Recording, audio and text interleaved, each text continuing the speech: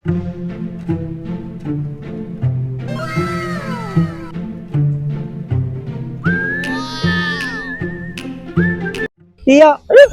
may kwekwento ako sa iyo.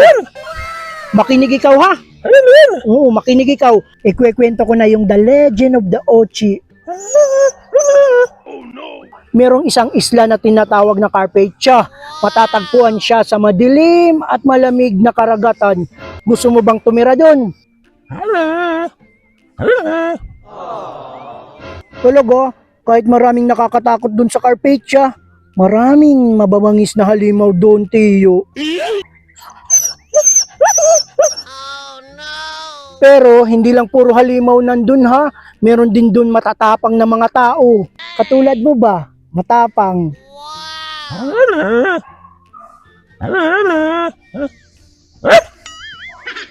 At sa Carpathia, doon natin makikilala si Yuri. Yuri na may matapang na papa na laging sinasabi na mag-ingat daw doon sa Ochi.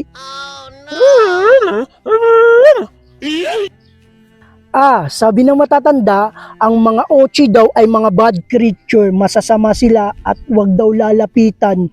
Tapos nakatira sila sa madilim na bundok na may mga maaapoy na mata at yung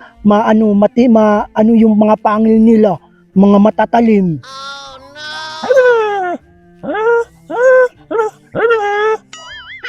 So syempre, dahil nakakatakot yung mga Ochi, kaya yung mga tao doon nagkaisa sa Carpathia para hulihin at protektahan yung lugar nila.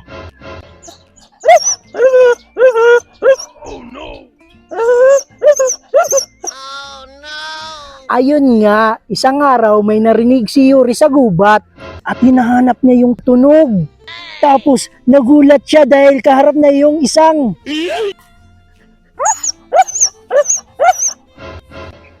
may karap siyang Ochi! Gulat! Nakulat!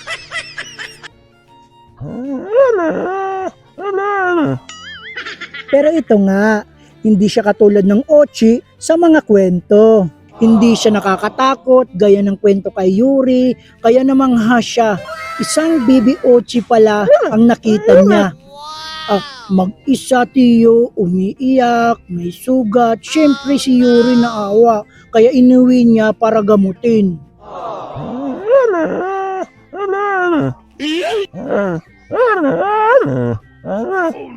At doon na nga nabuo yung pagkakaibigan ni Yuri at sa kanyang Ochi.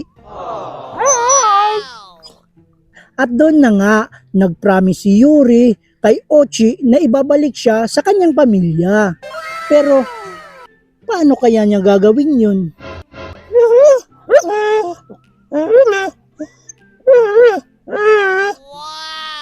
Pero take note ha, ang gubat ng Carpathia ay puno ng panganib at ang mga tao sa baryo. Naku, siguradong pipigilan yun si Yuri.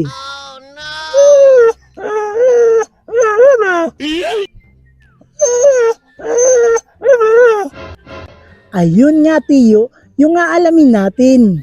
Kaya samahan natin si Yuri sa isang adventure para ihatid ang munting Ochi sa kanyang pamilya.